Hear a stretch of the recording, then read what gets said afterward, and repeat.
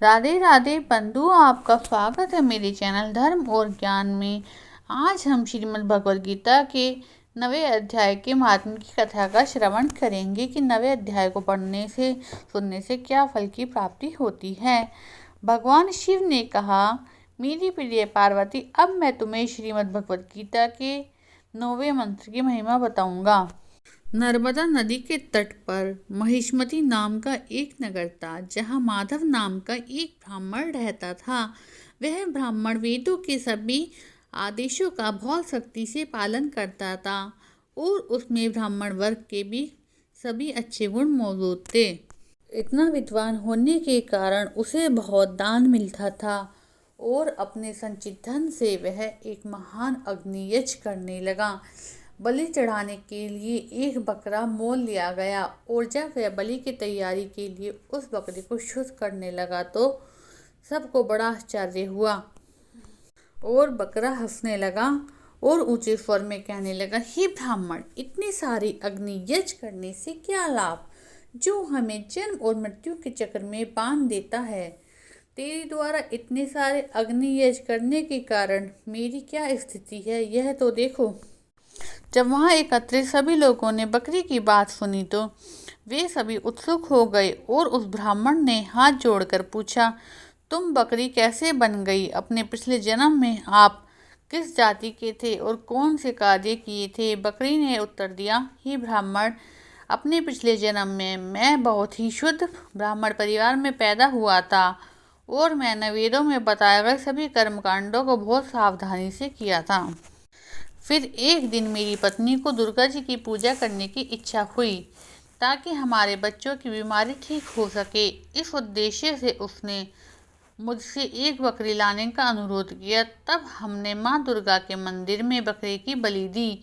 बकरी ने मुझे श्राप दिया, हे पापी, सबसे अधम, तू मेरे बच्चों को अनाथ कर देना चाहता है, इस कारण तुम भी बकरी के रूप में जन्म लोगे। हे माधव, जब मेरी मृत्यु का समय आया तो मुझे बकरी का शरीर मिला, लेकिन भगवान गोविंद की कृपा से मुझे अपना पिछला जन्म याद है। अगर आप एक और दिलचस्प कहानी सुनना चाहते हो तो वह मैं आपको बताऊंगा। मोक्ष प्रदान करने में समर्थ कुरुक्षेत्र नामक स्थान पर किसी समय चंद्र शर्मा नाम का राजा राज्य करता था, जो सूर्यदेव के वंश में था। एक बार सूर्य ग्रहण के समय राजा को एक ब्राह्मण को दान देने की इच्छा हुई। उस दान में एक शूद्र भी शामिल था, जिसका शरीर बिल्कुल काला था। अपने पुरोहित के साथ जाकर पवित्र सरोवर में स्नान करके स्वच्छ वस्त्र पहनकर चंदन लगाकर वह अपने स्थान पर लौटा।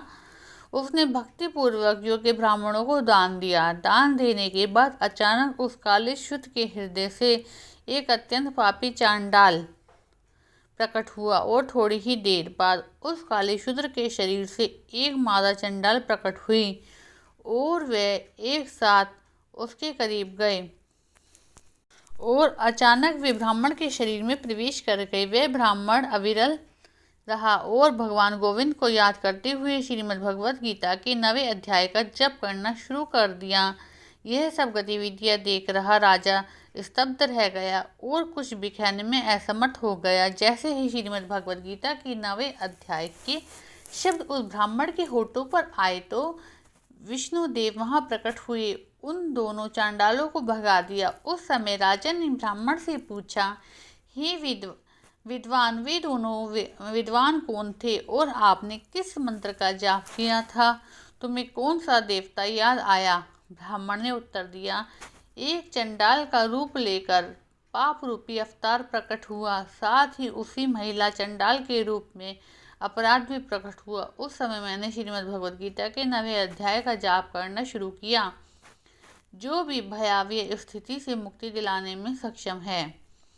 श्रीमद् भगवद गीता के 9वें अध्याय का पाठ करके मैं हमेशा भगवान गोविंद के चरण कमलों को याद करने में सक्षम होता हूँ।